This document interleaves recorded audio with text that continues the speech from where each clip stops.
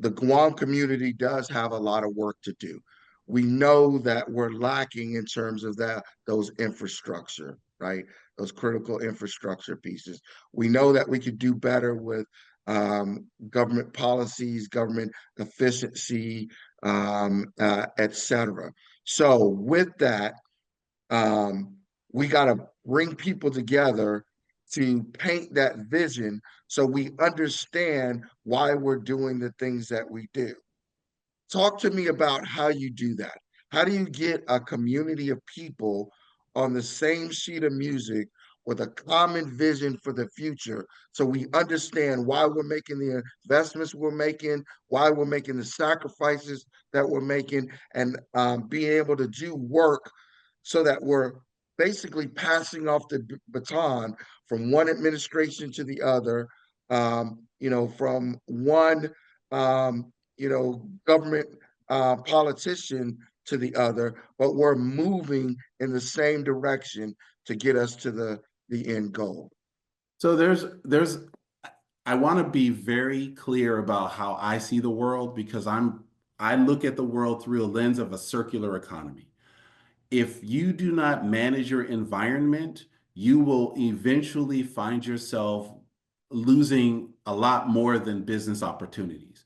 So we've learned that from the Northeast in the 1970s, especially, but even before that, when you had the East River on fire, when you had major environmental issues like Love Canal and some of the other Superfund sites that the EPA had to manage. So we want to be very clear that the way you're going to win over a lot of the opponents to this kind of development that you're mentioning is to ensure they know that their beautiful home will maintain its beauty as it grows.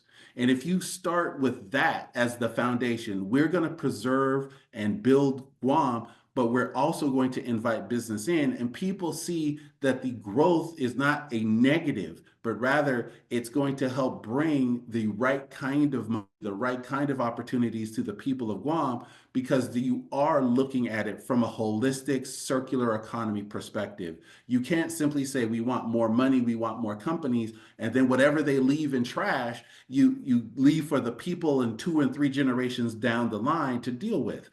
So we start with the waste. We start with the ability to manage the worst part of growth, which is all of the things that are left behind. When we start there and then we build up, we're really addressing most people's concerns. Guam is beautiful.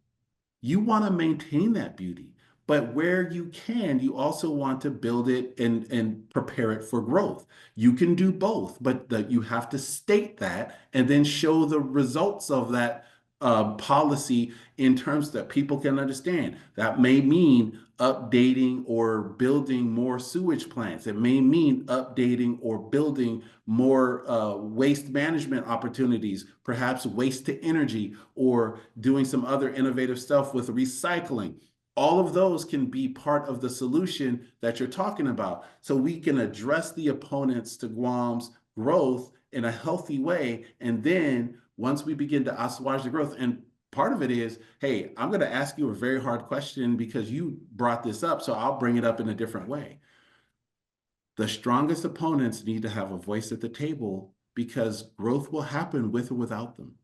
So the question they're going to have to answer is, if you know it's coming, what will you do? And they'll Yeah. resist and they'll fight. And that's normal because people resist change. But at the same time, when you invite them to the table and ask them how they would do it, and they say, well, if I have to do it, I would do these things, and you incorporate those ideas, you're bringing down the resistance level and you're increasing the likelihood of buy-in. Now we can have another conversation. The conversation is, now that we know we can manage the waste, we can manage the negative aspects of growth. Now that we are building our policy around the fact that we know there are some known negatives that we want to control, we can now add the positives and really have a robust growth environment where resistance is lowered, but people's participation is increased. And that's where you really find that sweet spot. But most people aren't thinking that way. They're looking at the positives, the money, the tax revenue, and all that wonderful stuff. And that's great. But if you're not looking at the detritus, at the stuff that's left over, at the stuff that will potentially pollute the next generation or 2 or 3 generations down the line, their soil, their water, their air, their maybe knock down their favorite parts of the island, you miss out on bringing the holistic picture of success to all the people of Guam. Because if they see it, then they'll support it. And that's what I want to make sure that I'm very clear about is I believe in a circular economy. What goes in is managed all the way through the entire cycle of its life so that you don't leave terrible decisions for your children and your grandchildren in the future who will ask very hard questions of us as we get more and more gray hair. They're going to ask, why did you leave me this mess with no way to manage it? So if we're conscientious now, they won't ask those hard questions later.